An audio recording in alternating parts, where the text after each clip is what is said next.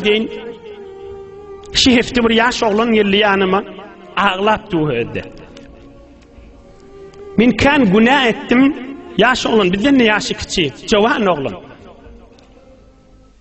Kan tövbe ettim. Tövbam saklap bilemek näme deyinli. Canım menen narahattı. Gicelerde ağladım. Dua da ettim. Yine men şu günaha giriftar bolyan dura bilmeyen yolu näme? Yolunu dinimiz yolay diyer. Resulullah aleyhisselam ay diyer. Sahihul Bukhari dava. فهل له من توبة؟ فقال نعم. ومن يحول بينه وبين التوبة؟ انطلق إلى أرض كذا وكذا فإن بها أناسا يعبدون الله عز وجل فاعبد الله تعالى معهم ولا ترجع إلى أرضك. حديث صحيح. bir alim adamdan soraktır. Men bitirken günah ettim, bana yol var mı? İzimi öwrilmege deyiptir. Şu gurruni mübarek gözümüzün nuri, başımızın taci, aleme rahmet, tamam peygamberlerin taci Hazreti Muhammed Resulullah aleyhisselam mübarek doğduklarından çıkarıp adamlara gurrun merttir sahabalara. Önkü zamanına bir adam kan günah edip bir alim adamın yanına varıp soraptır. Men kan günah ettim, şoň izime öwrilmege yol var mı deyiptir.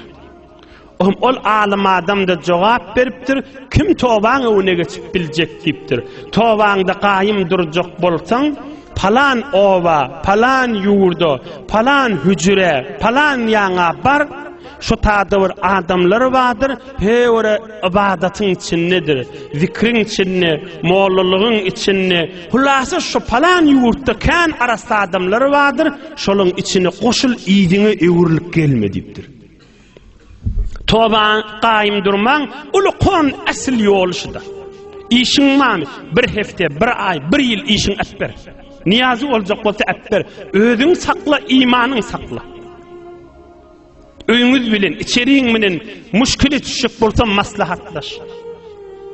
Bir hefte, bir ay, hi bolmasa 2 gün, 3 gün.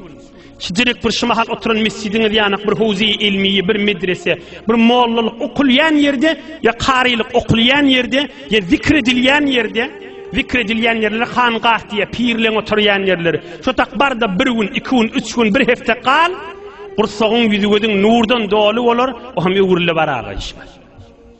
Tövbaň saklamaň ýoly bir arasta ýere barıp 2-3 gün şolaň arasyna goşulmakda. Kuşilangda ayırmalı, hamuşet söndürüp koymalı, ya ayırmalı. 3 gün, 4 gün, her näçe wagt täjayba şolaň arasyna gezmeli. İn asl uluqan ýollar.